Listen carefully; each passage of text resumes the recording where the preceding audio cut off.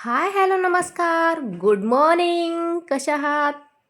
तर सगळ्या मस्त मजेत आणि फॅन्टास्टिक असेल. डेली व्लॉगच्या बिनधास्त ममता या आपल्या चॅनलवर मी ममता आपले हार्दिक हार्दिक हार्दिक स्वागत करते. तर आपण आलेलो आहो नेपाळ म्हणजेच लुंबिनीला, जिथे मनाची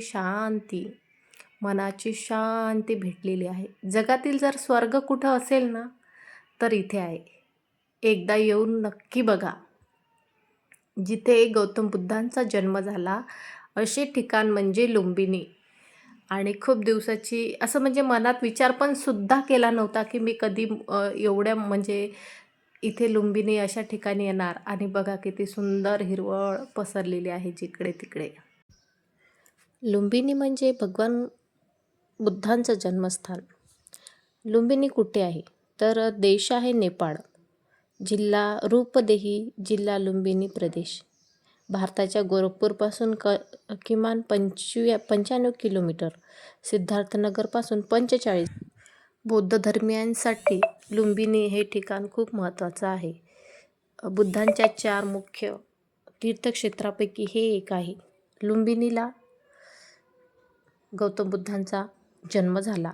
बुद्धगयाला गौतम बुद्धाला ज्ञानप्राप्ती झाली आणि सारनाथला गौतम बुद्धांनी पहिले प्रवचन दिले आणि कुशीनगरला गौतम बुद्धांचे महापरिनिर्वाण झाले.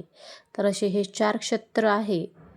त्यापैकी आज मी लुंबिनीला गेले होते. लुंबिनीचा खरा अर्थ म्हणजे सुंदर आणि आवडणारा. नावातच बघा त्याचा अर्थ आहे. लुंबिनी हे फक्त ठिकाण नाही, ते मनुष्याला शांती, दया, करुणा हा संदेश देणारे एक ठिकाण आहे. शांतता नाही, शांती माणसाची स्थिरता, समाधान, दया या गोष्टीची असते. गोंधळ बाहेर असला तरी आत शांती असेल तर मनालाही शांती मिळते. बुद्धाचे 3 शांतीचे सूत्र आहे. लुंबिनीपासून सुरू होणारी शिकवण आहे. तृष्णा सोडा, इच्छा कमी, दुःख कमी.